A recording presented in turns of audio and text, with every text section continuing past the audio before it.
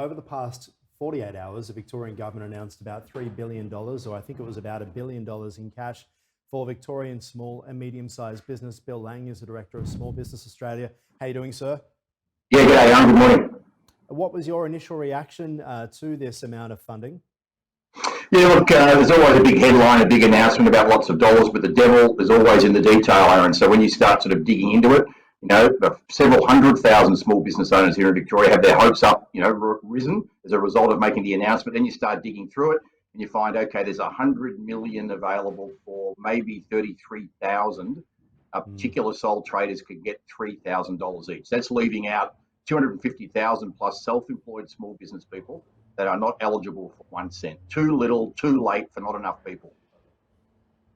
Yeah, it is an interesting point because we're hearing from many retailers and also in the hospitality industry that they're still waiting for that $10,000 from back in March and April from the Victorian government. It still hasn't been processed.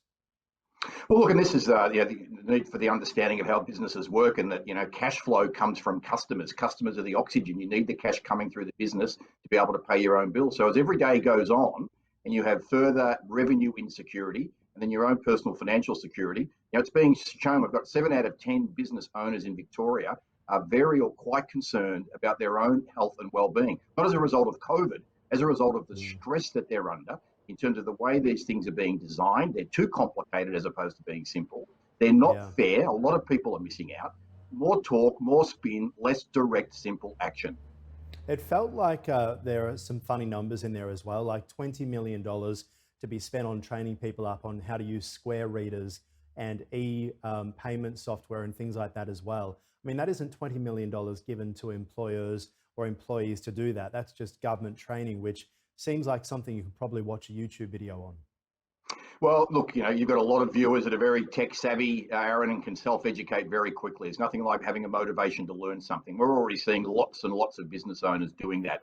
Let's see what the actual details are as to whether this is just a handover of checks to American software companies and internet companies, as opposed to truly empowering some small business owners. What I will say to you and many of your viewers, and thank you for your ongoing support, is the sorts of things we're calling for in our Save Our Small Businesses petition. We're starting to see some movement. Some footpath-related businesses are going to be allowed to use the footpath. We're being told that local government's going to simplify and reduce a lot of red tape. So we're making some incremental progress. We've got a long way to go. We need as many Australians as possible to come and sign our petition to save our small businesses. Yeah, well, talk to us about that petition to save. I mean, what are you hoping to achieve by that? What does saving small business mean other than just reopening? Yeah, look, there's stuff for each level of government to do. At the federal government level, like the no-brainer is to make sure no small business owner will be made legally bankrupt as a result of COVID. So we continue to talk about them, we continue to have their heads not up and down, but we actually need some action on that. Now, at the state government level, yes, some financial support would help, but there's nothing like reopening. We need customers back. And we still don't really understand why we've got this severe lockdown. We're being told to trust them. But it doesn't make any sense. At the moment, you can have someone who's got a dog washing business and they happen to rent a shop. They're going to be allowed to open up. But if you lease a van that you've had all fitted out and you drive around and you say hello to the owner who hands over the dog and then you wash the dog out the front, you're not allowed to do it. So that stuff's just, unfair, doesn't make any sense. And then down at the local what do you think about level, hospitality? Talk to us about, the changes where the government's talking about, I think $100 million to go towards outdoor dining tables and things for restaurants and cafes. What are your thoughts on this? Well, look, it's a drop in the ocean. There's people like Chris Lucas and a range of other restaurateurs that run very successful restaurants here in Melbourne. They go, well, look, that's not going to help them. They can't get out on the footpath. It'll certainly help some cafes and help some other sort of businesses where you'll be able to do that. But it's not just hospitality, Ahron. There's a whole bunch of other businesses that rent those premises. People like nail salons, as an example, or retailers. Are they going to be able to have a stand out the front? Let's simplify this. Let's let customers come back. Let's let the businesses get on with it. Small business owners don't really want handouts. We want a hand up.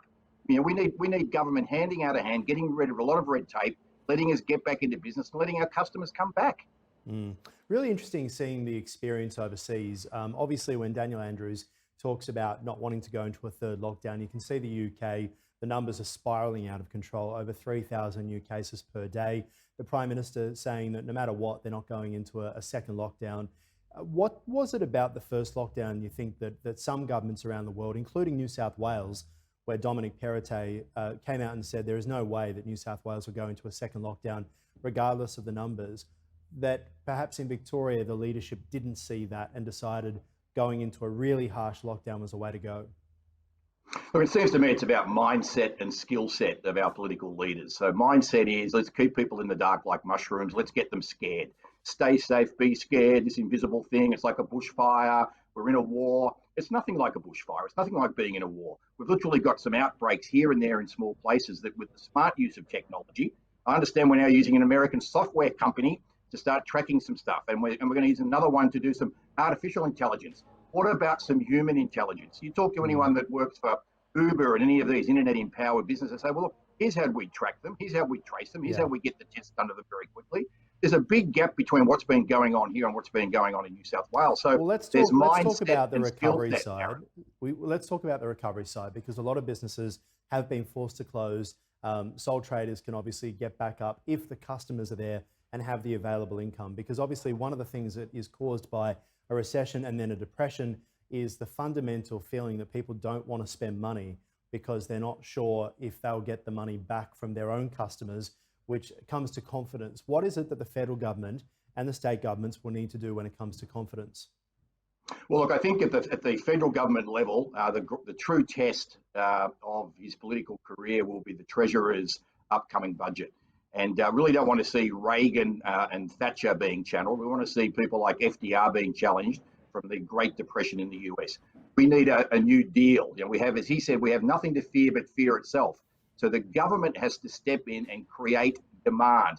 Now, demand is not giving people money to sit around at home and watch Netflix and get more depressed. It's getting them to work on things that will be good for them, will build their skills, will build the community, and will build the country. So at the federal government level, it's time to get really serious about job creating, skill building, mental health reducing major projects and initiatives.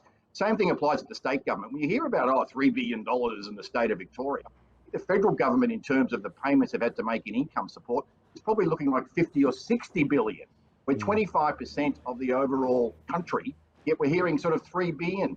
And this gets back to skill set. So we've got the mindset, but then the skill set of the political leaders is around continuing to spin, continuing to manage it. It's all about maintaining power. Well, we're going to get beyond that. We need a true national cabinet that works, that agrees on very practical things. We need people keeping well, not staying safe. Let's get on the front foot with this. We're Australians after all. All right, Bill Lang, always appreciate your time. Thank you so much for that. An impassioned plea to government there from Small Business Australia. We'll talk to you again soon. Thanks a lot, Aaron.